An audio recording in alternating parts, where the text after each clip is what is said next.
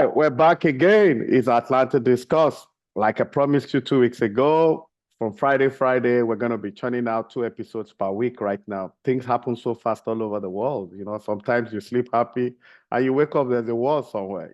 So we have to be responsive. If we wait till Friday, the world might have ended and we can't take chances anymore. Only God knows. Maybe we'll be doing daily now. We never know. Some leaders are acting like servants, while servants are acting like leaders. We don't know. So today we're going to talk about what people expect us to talk about when we have a scholarly person, somebody who turns it out the way it is, say the way it is, and who's also not just a scholar by name that's done his researches and is an authority on the subject we're talking about. That's why today I want to talk about human rights violation in Nigeria, the judiciary as a cog in the wheel of progress. Yes, your guess is as good as mine. Again, we have with us Professor Chidi Odinkalu. Prof, welcome to Atlanta Discuss. Thanks a lot, Ade. I hope you're good. I'm doing very fine, very fine. A bit tired, plenty to do, but it's the end of the week and the end of the year, of course. So I know. it's justified. Yeah. So thank you once again. So, Prof, there's a lot to talk about, but I mean, based on your antecedent work you've done in the past, so we're going to cover it, in a more strategic way. So we're going to talk about human rights violation in Africa, judiciary and human rights in Nigeria, also culpability of the judiciary. Then we pick one or two specific cases, and examples, then way forward our recommendation. So that's why my first question to you will be, what are some of the most pressing human rights concerns in the continent of Africa?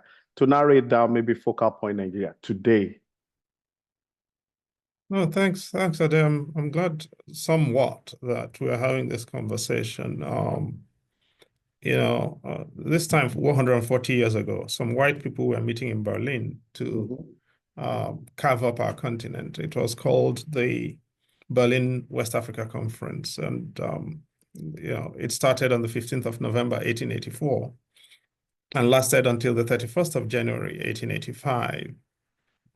The final act of Berlin, which was the treaty that concluded everything, was signed and ratified actually on the 26th of February, 1885. And in many ways, that the legacy of Berlin is still with us, because after that, the underlying principle established in the Berlin Conference was the principle of effective occupation. So you didn't just have to lay claim to a piece of territory as a colonial metropolitan. You had to be present in that place and occupy it in such a way as to exclude others from adverse claims to that territory. And in that jostle and jungle, the Brits laid claim to Nigeria and lots of other parts of Africa, including, of course, the Gambia and as far afield as Kenya, Uganda. And then after Germany was defeated in the First World War, they also acquired a place like Tanganyika and got, much further down. They took some parts of Togoland, added to Ghana, took some parts of, got some parts of Cameroon into Nigeria and gave up some parts of Nigeria towards Cameroon, and those kinds of territorial shuffles and reshuffles. But you see, in the aftermath of that, what you had was a decimation of the continent in many ways. If you look at, say, just Nigeria, where you and I come from, it was a succession of massacres, right? And you can date the post-Berlin massacres, Ijebode 1992, Ijebode 1892, Akasa 1895, Benin massacre and pillage 1897, right? Arochukwu 1902, Sokoto 1903, Burmi 1903, Satiru 1906, Lagos water riots 1900. I could go on, right? Down to the Iva Valley massacre 1949. And then, of course, the Aba women's massacres, including Opobo women 1929, 1930, right? So now, all of this was done by colonial police for the most part, with some soldiers thrown in. And by the time we became independent, you'd had pretty much a century of massacres, because really colonialism started off with, the colonial enterprise in Nigeria started off with the establishment of police in 1861 and the army the following year, pretty much, it's 1863, right? So by the time we got independent in 1960, we've had pretty much a century of expeditionary security institutions massacring people. And the law, actually, which was established in Southern Rhodesia in June 1918 by the Judicial Committee of the Privy Council, said that our people did not matter and our communities were so low in the order of human existence that our norms did not matter either. Wow. This was the law. And don't take my word for it. You can go to the law reports and read it. I can give you the law report. It's 1919 appeal cases, page 212, at page 231 to 233. Okay? So by the time we got to independence, two things had been established, or three things had been established. One, the security services, police and security services determined most things. Number two, they were expeditionary in outlook and doctrine, and they could kill without consequences. Number three, our people and our communities do not matter. Those were the ground rules. Tell me what has changed since independence. That's why I go back to Berlin. I know, I agree. I can see that. Okay. Now, unless people understand this history and understand how inherent it is in the DNA of post-colonial society, it is difficult to understand the depth of our challenges. And part of the problem is that we have taken for granted the challenges that we confront following colonialism. And the elites who came to power effectively made the costs of entry into power prohibitive. The soldiers were the only people who could shoot their way into that because they had the power of the gun. But other than that, they made the cost of entry into power, accountable power, prohibitive. Undertook no reforms apart from a few places like Tanzania in order to change the ground rules and recreate a different kind of society. And we are left with where we are now. So when you ask me, therefore, what is the state of the human rights pathology of the continent, I go back to this history, because once you tell this history, it becomes evident what the pathology is and how deep it is as well. Oh, wow. Most enlightening. So let's talk about tradition. We're still on the human rights violation in Africa. Yes. So when we look at tradition and cultural practice there, do they play any strategic role? I mean, post-independence, in perpetuating human rights? We know from what you said, we inherited a lot of misnormal situation from the colonialists, but does our culture and tradition play any role in the ensuing situation? The question is, what is tradition and culture? Okay, fantastic. Terence Ranger and Eric Hobsbawm did this book on the invention of tradition, and which is a collection of essays that actually deals with how the colonialists effectively re-engineered the notion of African traditions, again anchored on the on regimental practices of uniformed security services, and then on invented anthropologies done by colonial anthropologists, right? Which is really, many of them were domiciled at the School of Oriental and African Studies at the University of London, at least for the African side, for the British side. And so the question of what our traditions and cultures are, post-colonialism itself also needs to be investigated. And my people have a saying that when abnormality marks its first year anniversary, it converts itself into culture, right? And so a lot of the things that we take as, we purvey as culture, really, we've got to interrogate, are they really culture and tradition? In a lot of our societies, for instance, these days, the Oyibo people talk about African countries and African civilizations in very in terms that are basically far from laudatory. And why do they talk about African societies as, for instance, putting women down? Now, in reality, however, when you look at African societies, traditional African societies, a lot of them actually had very elevated views of women.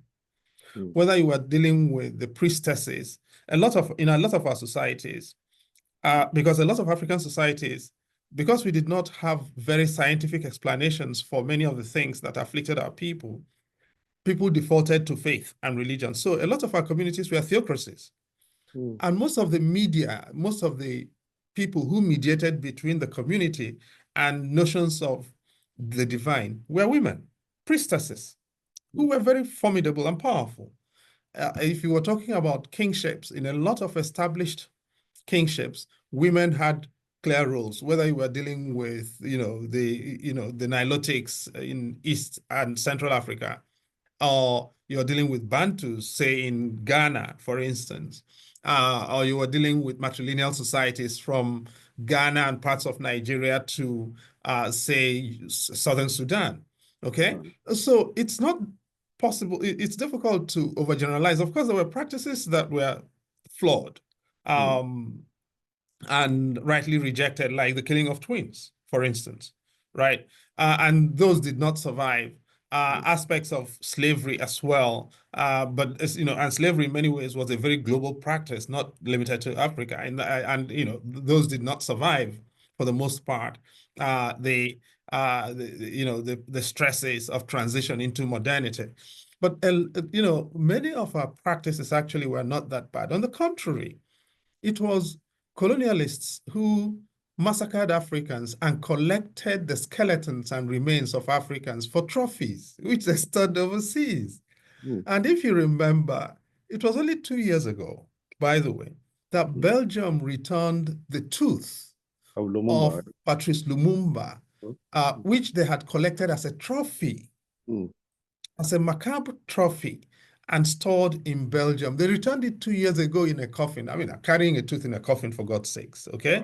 But now, so I think it's useful to try and have a context for this conversation. The idea that you could collect people's human remains and keep them as trophies was very colonial. Now, if Africans did that, we'll be called savage. True.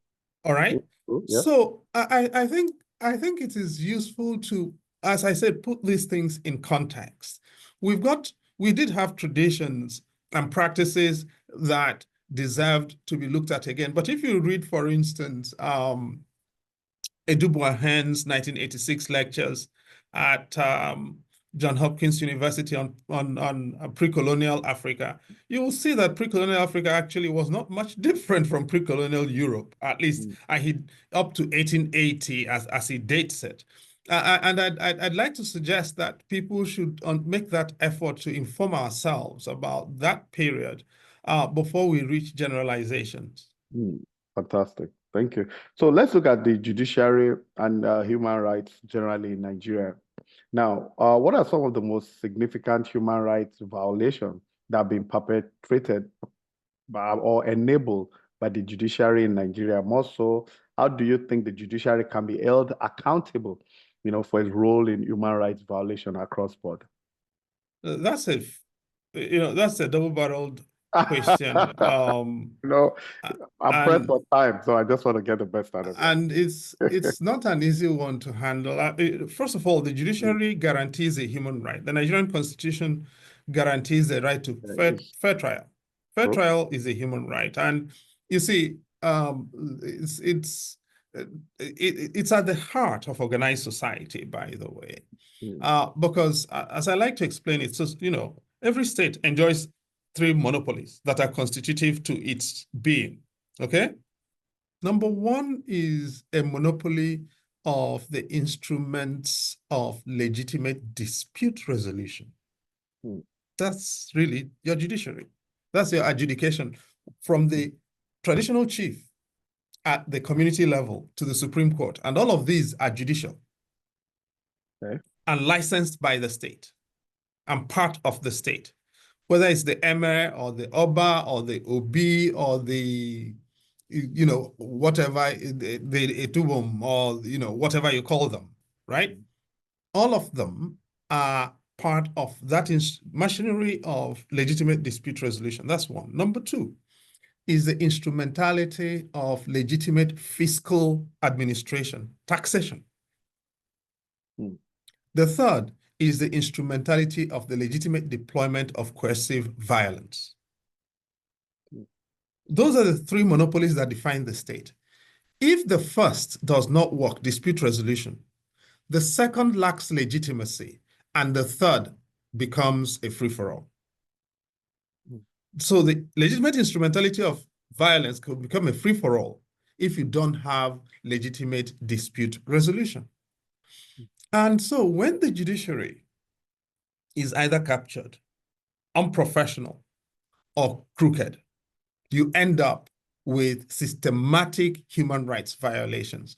And the constitutional provision in Nigeria, I believe it's section 36, is that the judiciary should be constituted in such a way as to guarantee its independence and impartiality. Okay? When that is, and this provision, by the way, on requiring the judiciary to be constituted in such a way as to guarantee its independence and impartiality is in Chapter 4, which is the constitutional guarantees of human rights in Nigeria, called fundamental rights. So that means the way the judiciary is constituted is itself a human rights issue. Not just what it does, but the structural fundamentals of the judiciary, themselves are part of the human rights guarantees of Nigeria. So when you ask me, therefore, what human rights violations are most critical on the judicial side, I will start with the composition of the Nigerian judiciary. The fact that increasingly, it wasn't always like that, by the way, but increasingly, that judiciary has become dynastic, genitalized, and captured is part of the problem. The fact that family members, and people related to appointers in different ways have increasingly come to dominate recent appointments has become an issue. And part of that is it liquidates the authority of the judiciary, and it casualizes those judges who are good and who are committed. And you see, because the judiciary is not elected, its legitimacy can only be guaranteed by its authority, by the fact that it administers justice that people find credible. You don't have to agree with their decisions. But you don't want a situation in which a judge reaches the right decision and people are thinking, oh, that one has been bought. All right? And the judge is striving to do their best. But because the circumstance in which they are working has been polluted, they lose authority and legitimacy in their decision-making. Now, do you want a situation either in which people are going before judges who are unfit, unqualified, unprepared, and unable to do the kinds of things judges should be doing? And these days, there are quite a good number of them across the country on the bench. So I'm not even going to go into specific cases. The biggest problem is structural. It is in the intake, number one. It is in the disciplinary process, number two. And it is in the performance monitoring, number three. And the incapacity of the system or unwillingness to address these three issues in a credible manner: intake and appointments, performance monitoring, and discipline. Now, it's taken a lot. Over the past pretty much close to 1 year, I had to get involved in, say, Imo State, where the state chief judge quite clearly had amended her age under oath in order to extend her judicial shelf life, right? She was born October 1956 and swore falsely that she was born 1958 or procured an oath that she was born 1958. Now, at the time that she was due to retire in 2021 at 65, she was not a chief judge. And she had not served for 15 years because she was appointed to the bench in 2008. Now, why does 15 years matter? Because under the rules for judicial pensions in Nigeria, if you have served on the High Court or bench or the bench of a Superior Court of Record for 15 years or over, you retire on your terminal salary. You're guaranteed your terminal salary for life.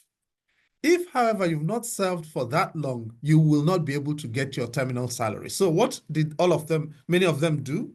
Many of these people who have been affected by this age issue, they got to the judiciary at a time when they could not lawfully serve for 15 years on the basis of their true chronological age, biological age. So they purported to amend that by false documentation in order to give themselves a notional 15 years on the bench. That's exactly what the Imo State Chief Judge did.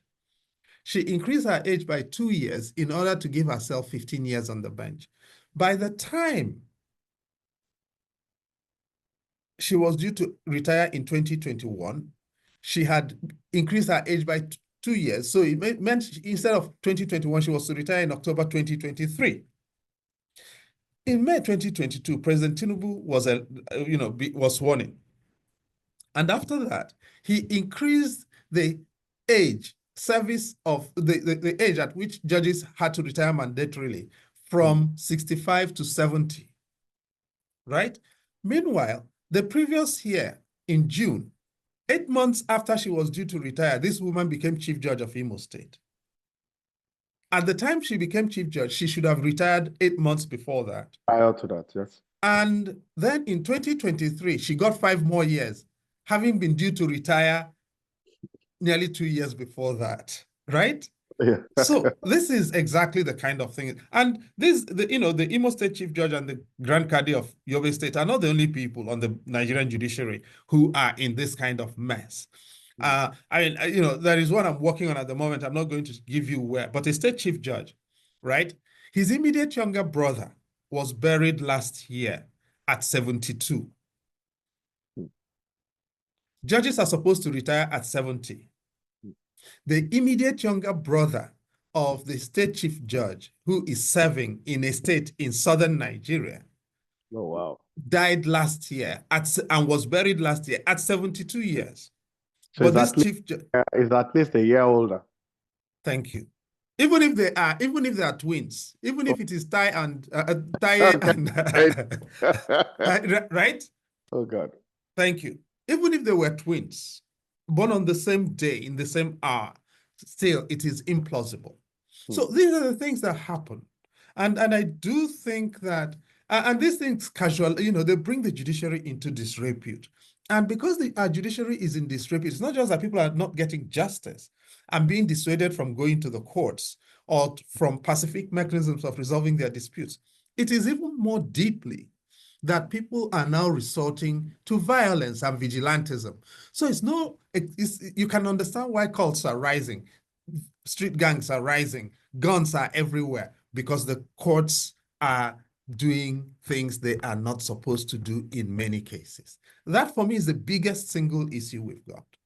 Oh, wow. Wow. It's heartbreaking. It's just heartbreaking, because, it does look to me that if you are 72, I should have retired, say, 2 years ago, and it's easy to have you compromised, The governor, Precisely. the governor can just say, look, deliver judgment like this, because the executive arm of government will know all these facts. Precisely. They will Precisely. They'll know. Absolutely. Yeah. And if majority are doing it, that means the moral, template of the judiciary is almost non-existent. We don't even need a majority to do it. We just need a significant handful to do it. They don't even need to rise to 30%. But people forget, we had a Chief Justice of Nigeria who actually amended their age. Oh, wow. Yes, of course. I remember. Not too long ago. Oh, okay. I was even thinking of Babangida's time because I think. No. This Chief Justice served not too long ago. Oh, wow. Right?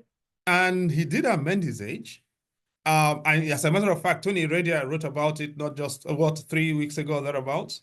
And everybody knew that he amended his age.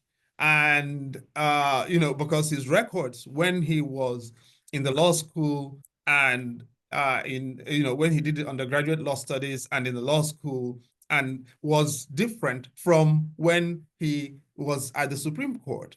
And this is the problem. We've got a problem of credibility. Oh, wow. I know you've discussed a lot on this issue in the past. I'm talking reforms now, reforms in the judiciary. And you gave a fantastic example when I was saying, has it been done in Africa before? You mentioned Kenya.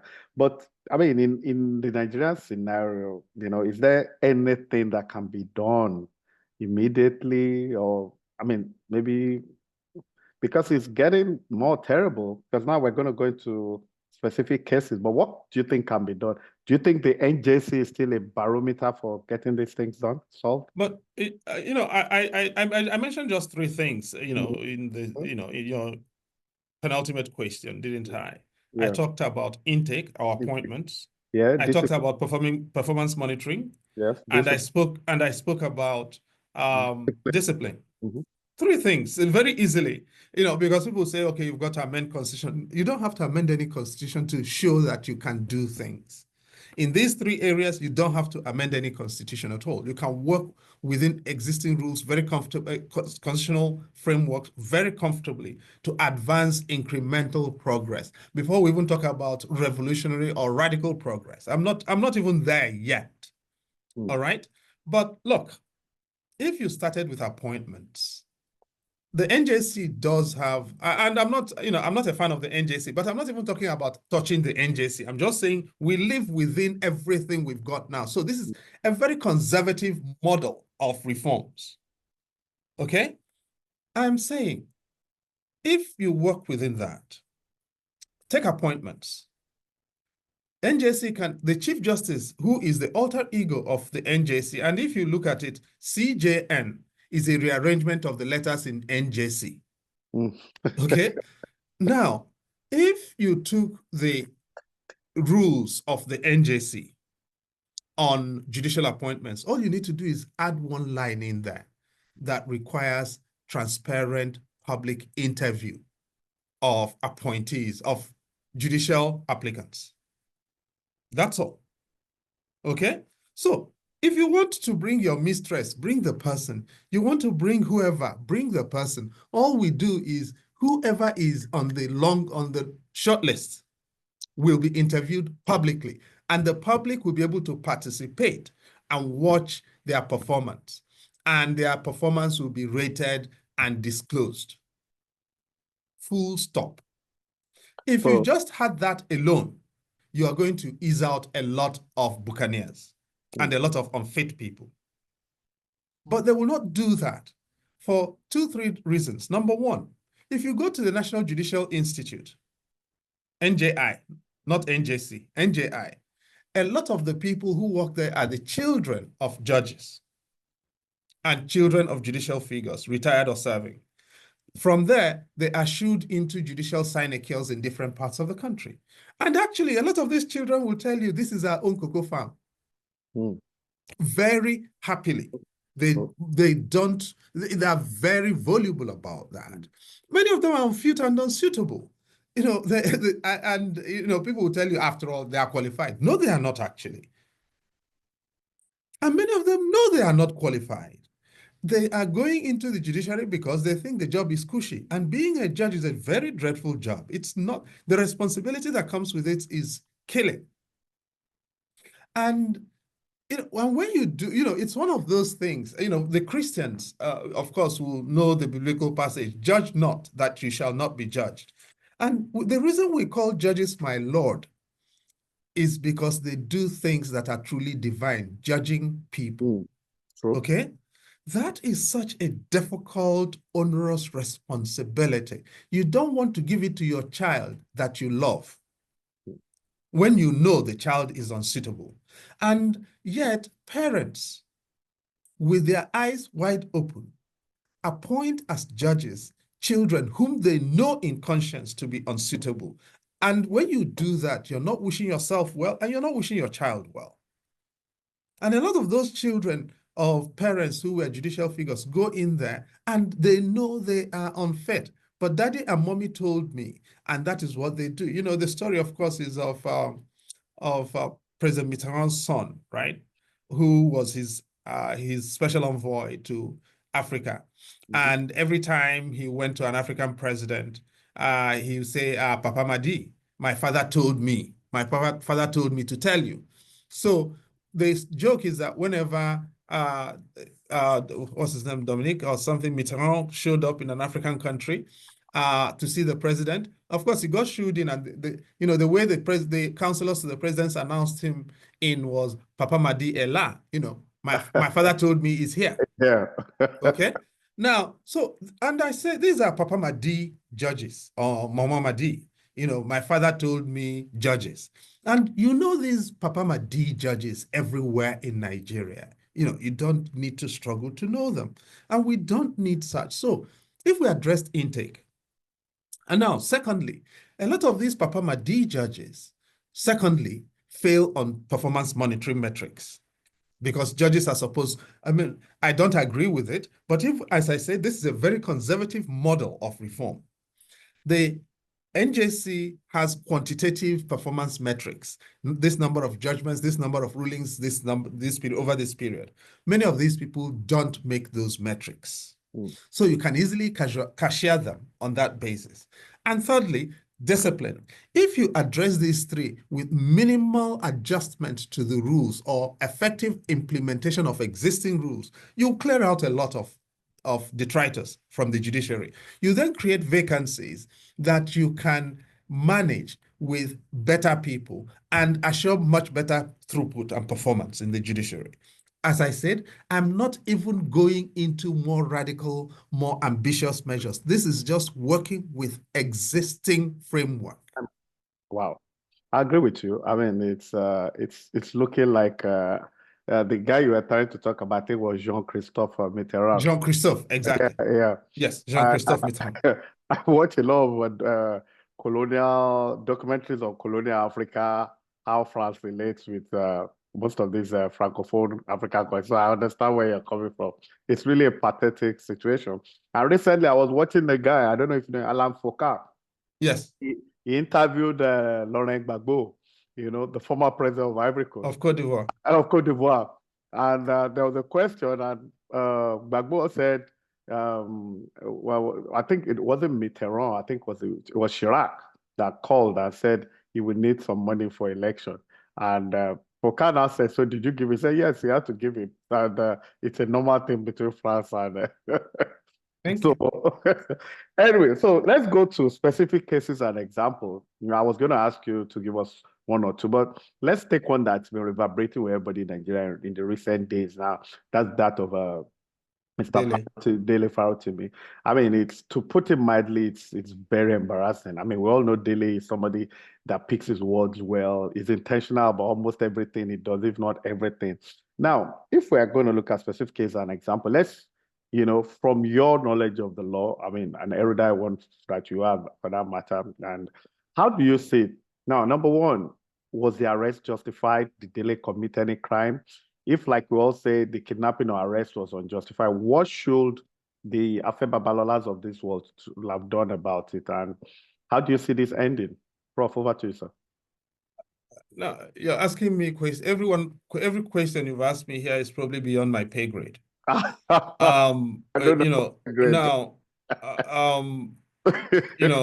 if you start now, first of all, there is a charge now, the charge on which they denied Dele bail yeah, is a charge of so-called criminal defamation, right? Yes, sir. Now, and criminal defamation is actually a misdemeanor. It's not even a felony. That's okay? True. But let's even assume it's a felony. It's not a crime on any scale that but first of all, it is not a crime in Lagos. Okay? Now there is a procedural issue, which is that they say there's a warrant for him from Ekiti State, right? But it was executed in Lagos. That warrant had to have been reconfirmed in Lagos by a magistrate in Lagos. I don't know whether or not that was done. So I'm not going to talk about the legality or not without that kind of information. No one has disclosed whether or not that was actually done. All right. And if so, which magistrate did that and under what circumstances? Because these are matters of detail that go into the legality of the execution of the warrant. And then they then whisk him off to Ekiti State overnight and then arraign him in the magistrate's court and then remand him. Of course, you know of the case of these young people who were charged with treason. When was it? Last month, right? They were arraigned in Abuja for treason, and the judge didn't have time on his schedule, and he adjourned their case, remanded them and adjourned their case to 25th of January 2025, right? Yeah. And then all of a sudden, a lot of political furore, and all of a sudden he found a date the following day and granted them bail because the president said so, right? Now, and this kind of crass advertisement of lack of independence in the judiciary is real.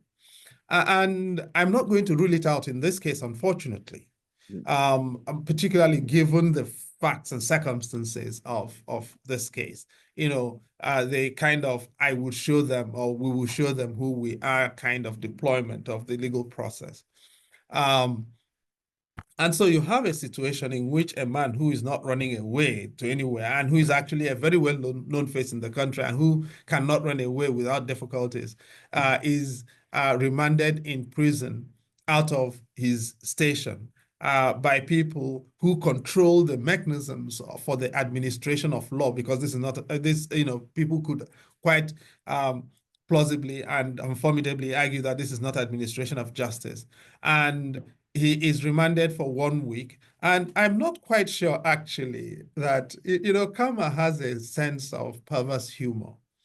I'm not sure the magistrate realized that 10th of December was International Human Rights Day, because if he did, he would not have adjourned the case to 10th of December. That day.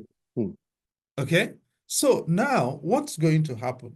He has, by that act, converted Dele, who is supposed to be his accused person, into an icon of the global human rights movement. And all of this, of course, was needless. I have no opinion on whether or not there is, an issue of libel or defamation or tort here. But I'm assuming, for argument's sake, that there in fact is. Now, the person who it is claimed has been libeled is one of the most formidable lawyers in Nigeria at the moment, and some could argue most formidable lawyers of any generation in Nigeria since Shapara Williams in 1888. True. And therefore, this is a case in which if there are legitimate legal issues, there is clearly the civil courts, right? And there, all of these issues could easily have been thrashed out. The resort to criminal procedure is aggravating, absolutely aggravating and tendentious. And this is something both the Supreme Court and the person himself have both written about and said it should, in this case, in which the Supreme Court dealt with, there's a traced criminal defamation to the Star Chamber, right? Which was not particularly a very salubrious institution. It was an institution of persecution, of bloody persecution. And this is what is being deployed by Nigeria in the 21st century. And I see and listen to and read some of my friends, and classmates who are senior lawyers talk about why Dele should have his day in court. And I'm all for Dele having his day in court, but you cannot say the man should have his day in court because of what he said. And on the other hand, use manifestly unjustifiable mechanisms to preclude him from doing so. Because what is happening is manifestly, in my view, unjustifiable.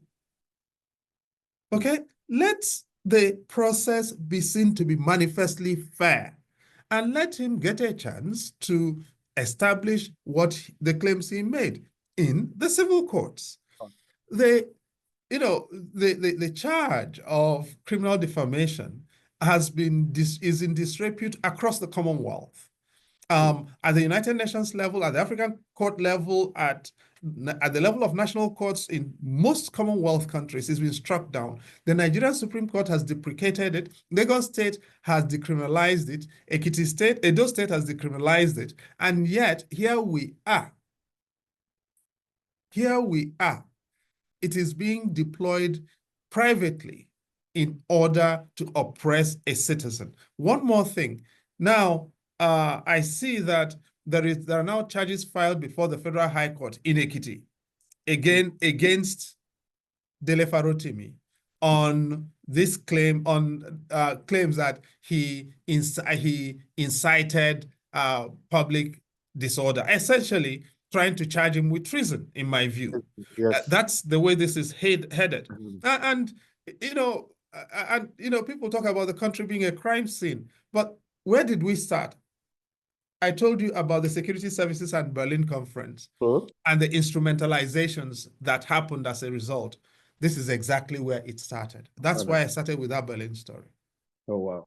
It does look like maybe they would just need to make an example of him so that others will stop talking. What kind of example exactly? Yeah, I don't know.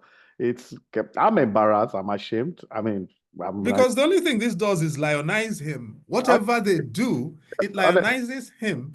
And you see, I'm a graduate of the University of London, right? LSE is just a shouting distance from King's College, where which is a beneficiary of £10,000 of from whoever. Okay, now, okay, all graduates of University of London who hear about this are scandalized. Yeah.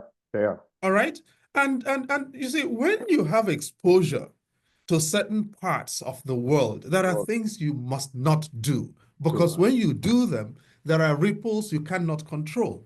And now people are going to be picketing King's College, asking them questions about this particular issue. And the reputational exposures of King's College and the University of London network of universities and colleges that this is going to cause, nobody can control. Absolutely. All right? And this is really the point. People are going to be asking King's College a lot of questions, and the leadership of King's College better be ready to answer them. Okay, people are going to be asking University of London a lot of questions, and the leadership of University of London better be ready to answer them. How do people make the kind of money that they use to oppress free expression and intellectual freedoms, and then come to give that money to you, and you collect it? That's sad. That's sad. So is this going to have ripple effects on the Strand? Of course it's going, because King's College is on the Strand. It's going to have ripple effects. And, you think you're settling your local scores, in some out of the world, neighborhoods. It's not. We are so interconnected now that things happen that we cannot control. So everyone should be ready for the consequences of this, and the consequences and reverberations of this are international, necessarily. It's there. It's all over the world. It's booked at #1 on Amazon. That's if they're not sold out, Yes. I mean, T-shirts are all over the place. I mean, they have lionized. In fact, there's nothing they can do to him right now. Because if anything happens to him, Nigeria will suffer for one way or the other. There you go. So, this is just the point that, unfortunately, we keep replaying these outdated scripts. And people don't understand the world is moving on. I'm moving on at a pace that many of us, I'm in my 50s and I'm struggling to cope.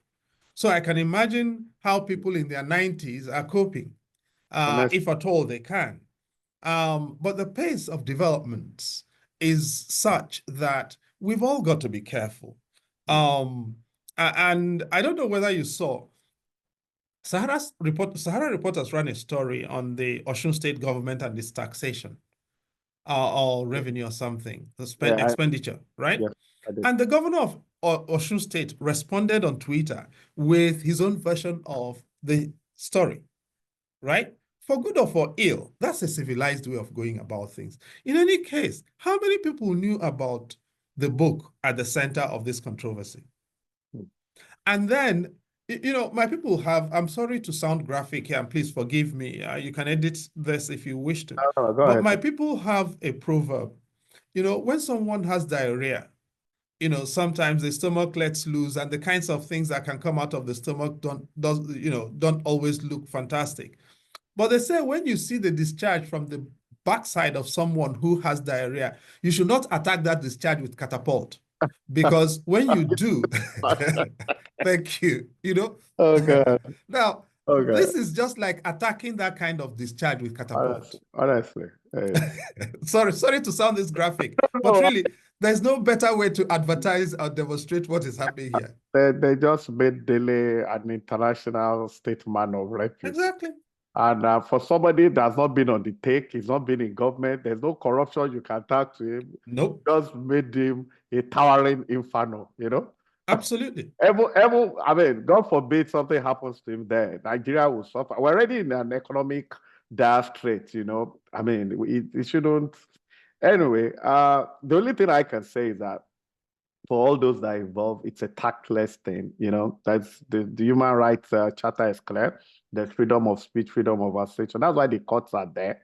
We know Delhi has been saying things that people don't like, some people in power don't like, but the truth has to be said, and it will be said. I can imagine how many more Delhis now that are ready to, that are ready to come out, and that book, I saw it. I never, very unlike me, I didn't buy it. Now I've bought so many, and And of course, in all of this, you've got the Nigerian diaspora whom they cannot control. oh yes, All that's it. right. That's And it. then the Nigerian diaspora and the digital the netizens, right? Mhm. Now they don't have any control over these people. And many of them, of course, with the netizens, they also operate under cover of digital anonymity. Mhm. Okay, so where are you even going to begin to control this? Oh, we are going to get an order on the police to confiscate all copies. How many copies are you going to Oh, confiscate? when there's Kindle, it sounds Absolutely. very illiterate. Confiscate. Precise, it's so analog. It's Ah, so 1986 or honest. 1984, when the military were in power then. And if you remember when Babangida proscribed Newswatch, the copies of Newswatch that had the report of the story on the cookie committee on transition, which was the excuse on the basis of which they proscribed Newswatch, they sent security agents to mop it up. So the price shot up overnight.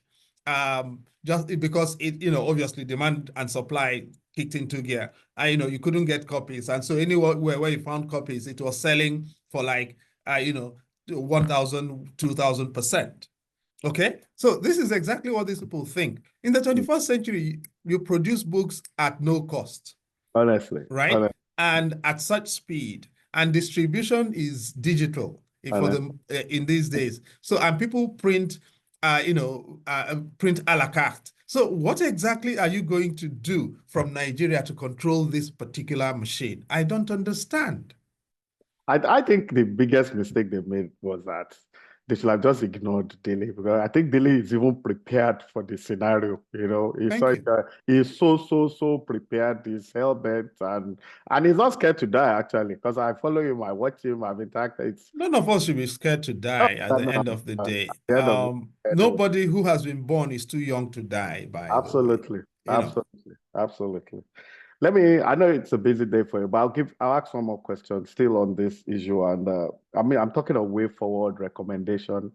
I To mean, whom now? yeah, exactly. So my point is, I was going to ask about what can the international community do and all that, but listening to you about the Berlin conference, I'm going to withdraw that question, because the origin of our problem is partly colonial, actually. But we can't go on like this, actually. I mean, like you said, discipline, it's a very important part of what the judiciary should do. I mean, we know we have those good lawyers, those good judges. that we can. But the good ones don't really have that voice anymore. So apart from the intake discipline and monitoring performance, is there any other way, especially maybe from the civil society point of view, apart from just making noise and creating extraordinary awareness about it, is there any other way to address all this? No, that will take a totally different sitting to be able to. Of So course, there are more. right. As I told you, I limited myself to the most conservative possible scenarios. Okay, let's leave it at that. Okay, I didn't want to go into more extensive proposals as to, for instance, the question whether or not we need an NJC. If we have an NJC, should it be comprised of only judges, which is what it is at the moment, for the most part, nominated by the Chief Justice, which is why I say the Chief Justice is the alter ego of the NJC.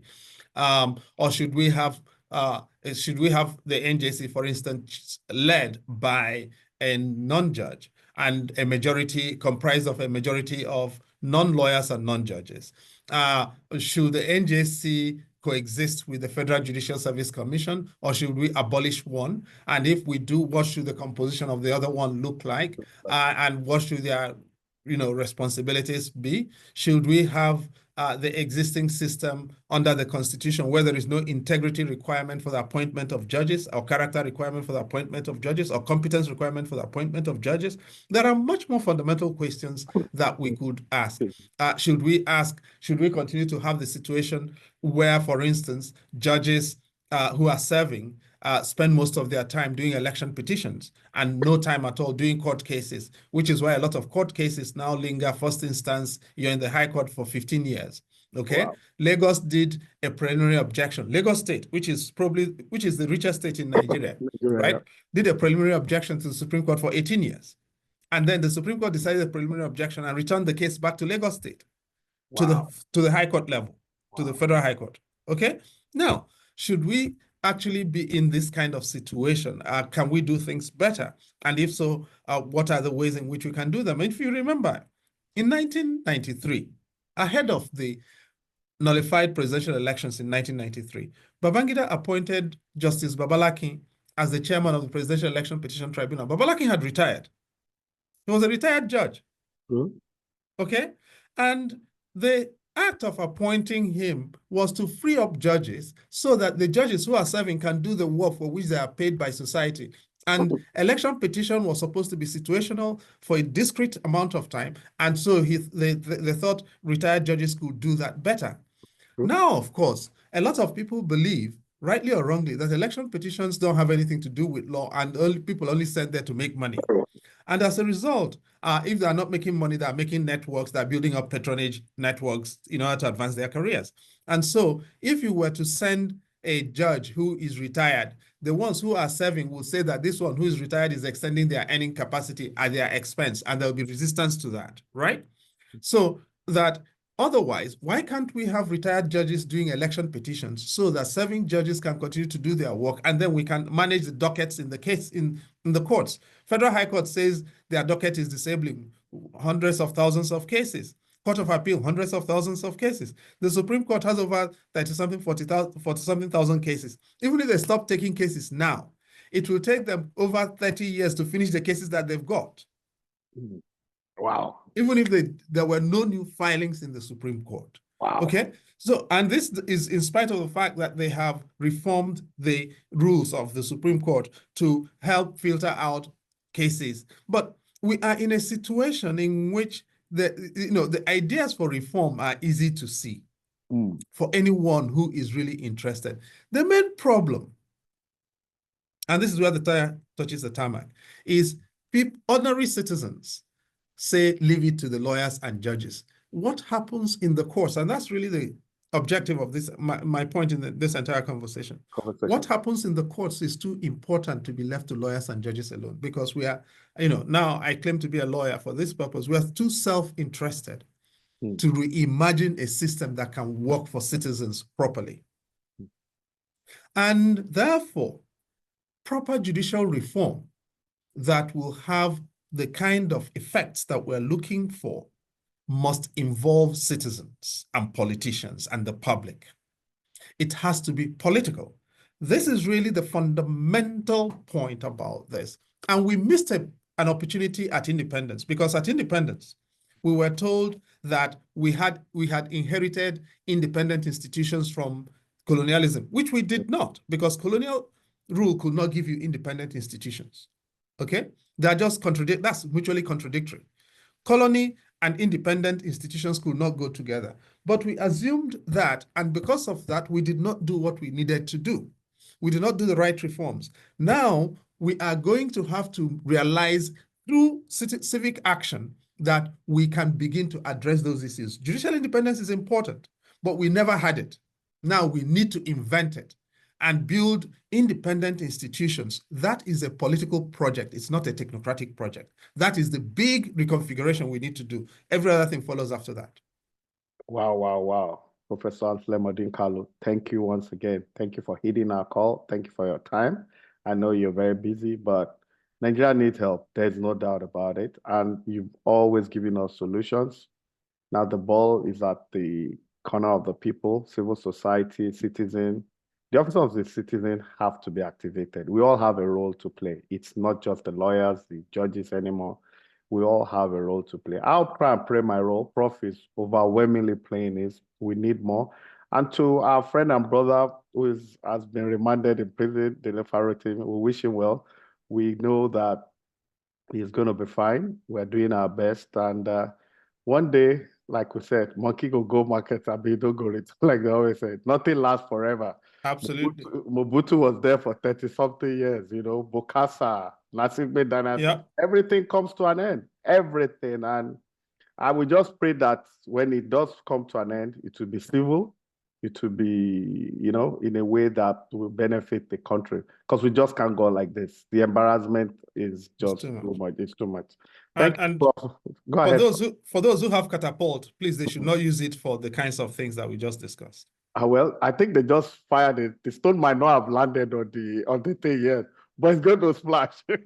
Thank you, Prof. Thank you so much. So to our viewers, that's it. Vintage Professor Odinkalu, you said it the way it is, and let's wait. Time is not anybody's friend right now. Nothing goes on forever. Thank you. See you next week all. Bye. Thanks a lot, Ade. You're most welcome, Prof. Bye.